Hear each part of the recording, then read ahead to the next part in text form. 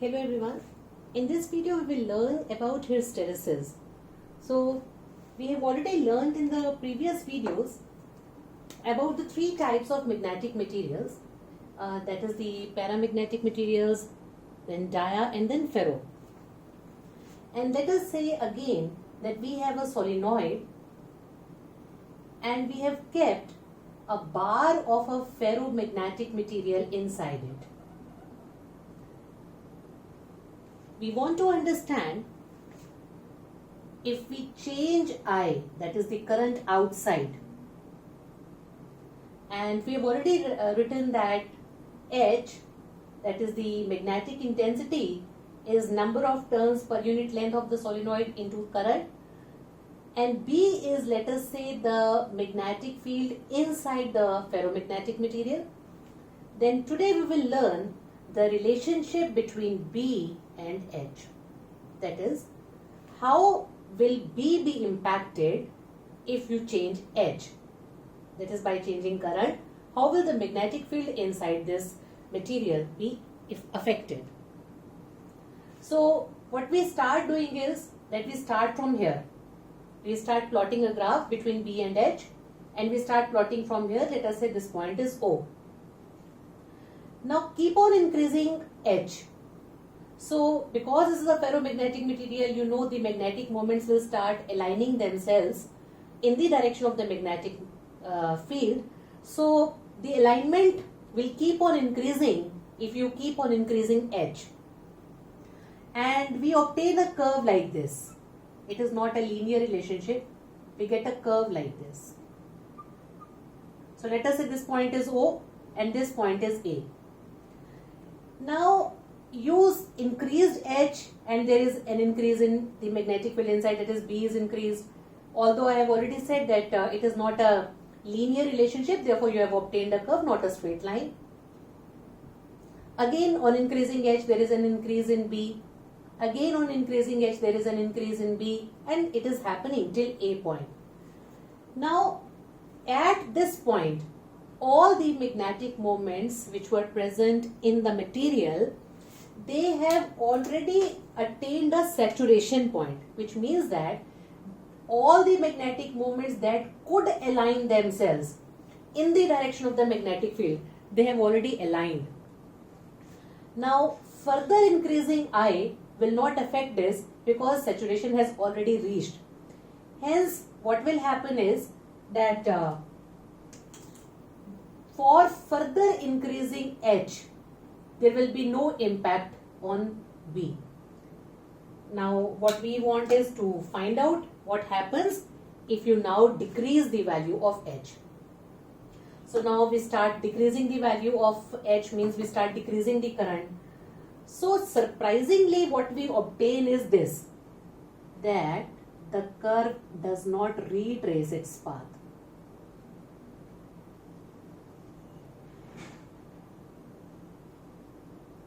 The curve does not retrace its path, means that initially after complete magnetization it is at point A, then you are decreasing the value of H and the value of B is also decreasing, but it is not following the initial curve.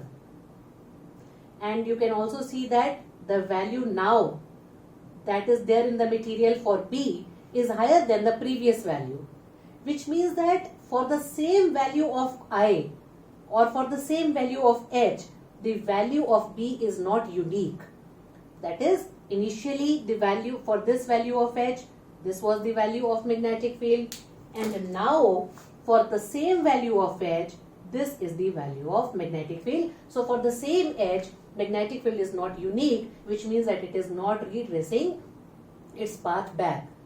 So further you can also understand it from the part A to B, that because the value of B is more than the initial values, it means that on decreasing the current, the magnetic moments are not reorienting themselves in their previous directions, and there is still some magnetism in the material.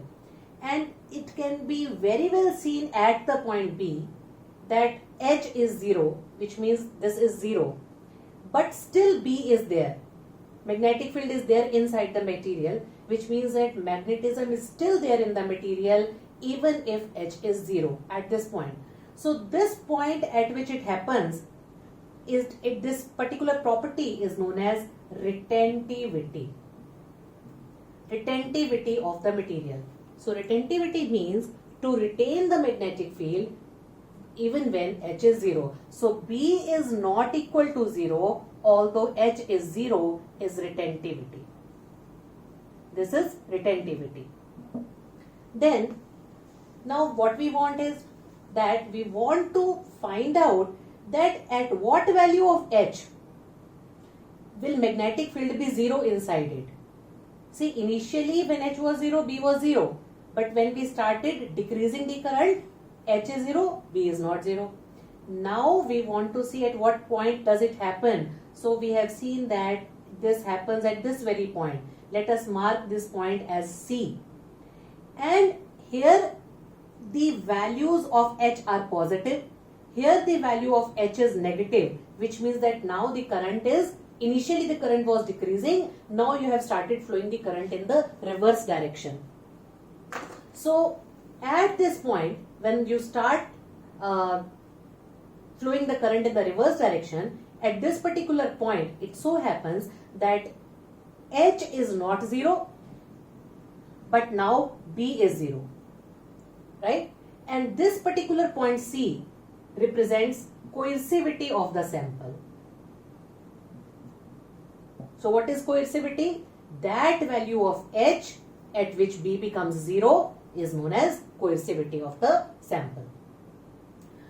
Then you keep on decreasing the current, keep on decreasing the current, keep on decreasing the current. And decreasing the current means it is flowing from the opposite direction, the current has been reversed. Now all the magnetic moments inside the sample, because the current is flowing in the opposite direction, they will tend to align in the opposite direction. And again a saturation will be reached. What happened here is again found here, but now the magnetic moments are in the opposite direction because the current is in the reverse direction. So this again is a saturation point. Then now, because again saturation has reached, so you are again, so initially you were decreasing the current, or you can say the negative value of the current was increasing. Now you start making it more positive, the current more positive. So now what is happening? Again it is not retracing its path. Now it has started traveling through this path, like this. And this keeps on happening till the point A. So now you have started increasing the current in the positive direction. So it increases, increases, increases, reaches this point. Then you make it more positive, and more positive makes it, brings it to the position A. But this is a cycle, complete cycle. And this cycle shows that initially the sample got magnetized. It got magnetized because the magnetic moments were aligning in the direction of B. Then you started demagnetizing it. Demagnetizing. So here it got demagnetized because all the magnetic field inside the sample was 0. Then you started remagnetizing it from this point, making the magnetic moments align in the opposite direction. And then you started demagnetizing it again. So in the whole cycle, you are magnetizing and demagnetizing the sample again and again. So this phenomena is known as hysteresis.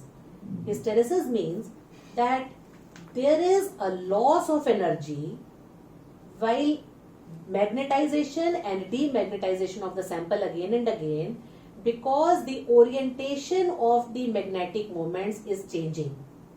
It is changing. It is almost like this, as the role that friction plays in mechanics. Same role is being played over here when you are changing the direction of the current. So the direction of the current is changing, and because of the internal friction, when the magnetic moments try to align themselves in the opposite direction, the heat is generated in this process. And so this is hysteresis, which also can be talked about in a different manner. We can say that hysteresis is lagging behind of B by H. What does it mean? That B lags behind. That is, when H becomes 0, B doesn't become 0. It lags behind. It becomes 0 after some time. Lagging is you are not at the same pace. So you are taking time to reach at the same place. So here B is becoming 0 after a little while, after H has become 0. So we say lagging behind of B by H. So this is hysteresis. And as I just now told you, this curve is representing the loss of energy. Loss of energy. Fine. So while designing our equipments or devices, we have to consider what kind of hysteresis curve does it show. And just now we will talk about it. I am erasing this and we will talk about it right now.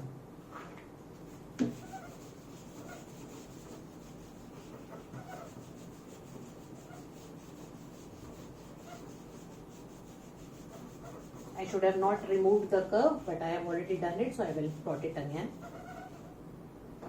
So there are two types of ferromagnetic materials, and we have already discussed some of them are soft ferromagnetic materials and some are hard. Now there is a choice that we have to make when we have to make, let us say we want to make some permanent magnets. Permanent magnets. Now you might have heard that steel is a very good choice for making a permanent magnet. Now the question is why? It is because if we see the B versus H curve for steel, it has high retentivity and high coercivity. So retentivity is high and coercivity is also high. So the curve is very broad. It is a very broad curve. So the retentivity is also high and coercivity is also high. You can write down high retentivity and high coercivity. High coercivity. Okay. Now, suppose instead of, okay, there is one more thing. It has high permeability also. Permeability. Now, permeability, you know that it is allowing the magnetic fields to, or the magnetic moments to align themselves in the direction of magnetic field. So, it has high permeability also. Now, let us say you want to design an electromagnet instead of a permanent magnet. Now, what is the difference between an electromagnet and a permanent magnet? It is a bar which always remains as a magnet. It is a permanent magnet. But if you want to design an electromagnet, okay, so you are designing an electromagnet. Electromagnet. Now, for an electromagnet, you know that as soon as the current is switched on, the device should behave like a magnet. And when the current is switched off, it should lose its magnetism.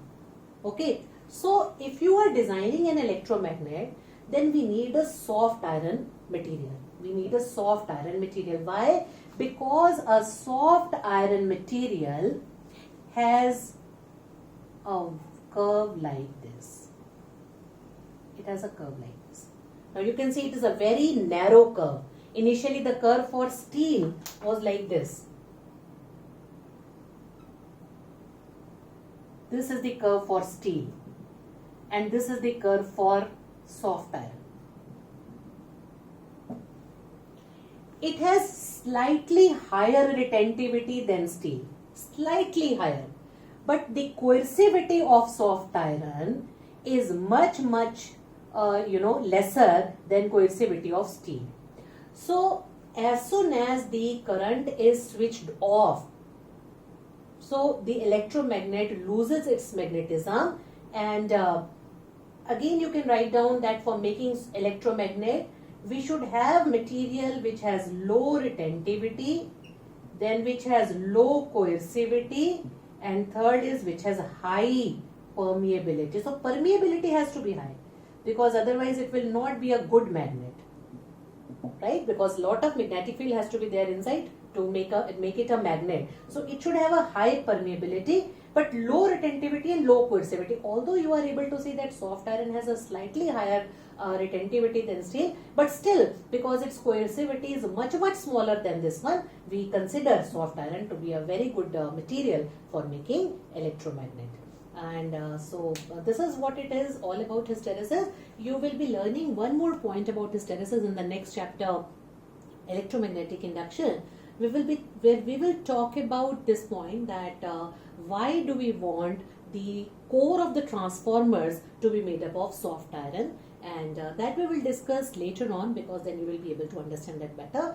Thank you for that till now.